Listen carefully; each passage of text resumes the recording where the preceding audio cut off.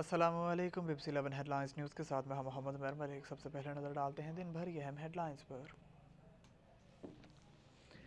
वज़ीर दिफ़ा ख्वाजा आसिफ ने कहा है कि दहशतगर्दी के खिलाफ ज़रबे अज़ब जैसे ऑपरेशन के लिए इत्तफ़ाक़ राय पैदा करने की ज़रूरत है। तफसीलात के मुताबिक वज़ीर दिफ़ा ख्वाजा आसिफ ने कौमी असम्बली में अपनी तकरीर में कहा कि पेशावर पुलिस खुदकुश हमले के बाद दहशतगर्दों के खिलाफ ज़रबे अज़ब जैसे ऑपरेशन की ज़रूरत है, ताहम इसका फैसला कौमी सलामती की कमेटी करेगी। मुल्क में डॉलर की कीमत रुपये के मुकाबले में बुलंद तरीन शरह पर है, ताहम मुसलसल इजाफे के रुझान के बाद आज इंटरबैंक में डॉलर की कीमत 1.75 रुपये कम, जबकि ओपन मार्केट में बदस्तूर 1.50 रुपये बढ़ गई। डॉलर तवील दौरानिया की उड़ान के बाद मंगल के रोज़ रिवर्स गियर में आ गया और सप्लाई कदर बेहतर होने से इंटरबैंक में 2 माह बाद डॉलर की कदर में कमी वाक़या हुई, जिससे डॉलर के इंटरबैंक रेट 269 और 268 रुपये से नीचे आ गए, जबकि इसके बरक्स ओपन रेट बढ़कर 275 और 276 रुपये से भी तजावज़ कर गया। थाना पुलिस लाइंस की मस्जिद के अंदर खुदकुश धमाके के नतीजे में अब तक इमाम मस्जिद और एहलकारों समेत शुहदा की तादाद 100 हो गई है, जबकि 53 अफराद ज़ख्मी हैं। धमाका नमाज ज़ोहर के वक्त हुआ था, जहां हमलावर पहली सफ़ में मौजूद था। धमाके के बाद पुलिस और दीगर कानून नाफिज करने वाले इदारों ने इलाके को घेरे में ले लिया है, ताहम बम डिस्पोजल स्क्वाड की जानिब से शवाहिद इकट्ठे किए जा रहे हैं।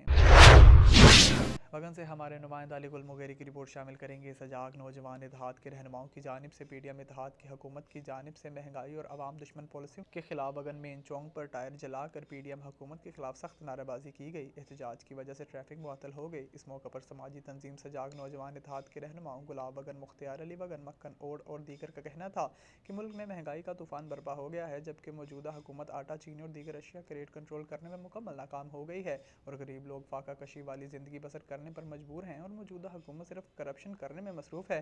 मुजाहिरीन ने चीफ जस्टिस ऑफ पाकिस्तान और आर्मी चीफ को अपील करते हुए कहा कि फिलफोर नोटिस लेकर इस महंगाई के दलदल से गरीब आवाम को निकाला जाए।